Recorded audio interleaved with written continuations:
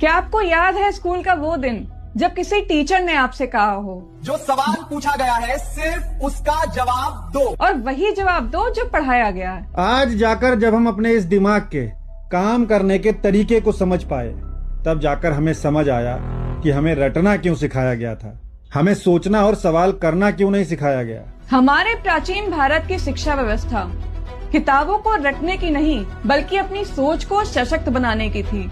शिष्य खुद अपने गुरु के पास जाते थे, ना कोई अनिवार्य सिलेबस था, ना कोई हाजिरी थी।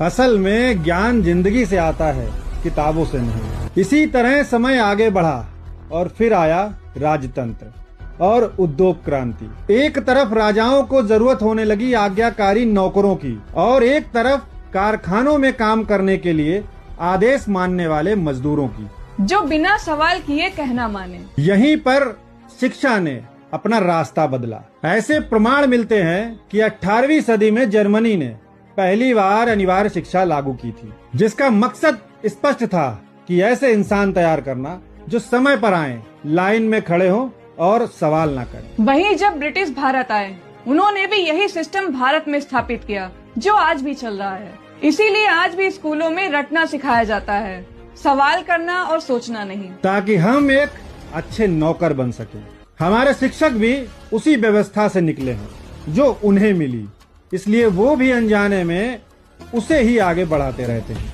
अब आपको बताते हैं एक इंसान का दिमाग शिक्षा से कैसे प्रोग्राम होता है। हमारी शिक्षा एक सॉफ्टवेयर है जो बचपन से हमारे दिमाग में डाल दिया जाता है। हम पूरे जीवन उस सॉफ्टवेयर की प्रोग्रामिंग से चलते हैं, वही सुनते हैं, वही देखते हैं और वही बोलते हैं जो उस सॉफ्टवेयर की प्रोग्रामिंग में है। हमारी शिक्षा हमें ये सिखाती है कि हमारा जो सिलेबस है बस उसी को रटो। मनोविज्ञान कहता है कि बार बार किसी बात को रटने से वो बात आपके दिमाग की गहराई में बैठ जाती है और दिमाग फिर उसे ही सत्य मान लेता है। 6 से 12 साल की उम्र में इंसान का दिमाग बहुत लचीला होता है, एकदम नर्म प्लास्टिक की तरह, जिसे जैसे भी सांचे में ढालो वो ढल जाता है। हमारी शिक्षा व्यवस्था इसी उम्र में बच्चों को रटना सिखाती है, सोचना और सवाल करना नहीं। आज दुनिया में ऐसे कई देश हैं जहां बच्चों को बचपन से ही सोचना और सवाल करना सिखाया जाता है, ताकि वो अपनी प्रतिभा से कुछ कर सके, न कि एक दौड़ की तरह जिसमें सभी दौड़ते हैं उसमें दौड़ें। इस पृथ्वी पर ऐसे बहुत से महान लोग हुए हैं जिन्होंने रटने से इनकार कर दिया और अपने सोचने की शक्ति से बहुत बड़ी बड़ी खोजें कर डाली। क्योंकि जब सच में इंसान की सोच आजाद होती है, तभी वो इंसान हर क्षेत्र में, हर दिशा में सही से शिक्षित हो पाता है। अब आप सोचिए कि आपको रटना है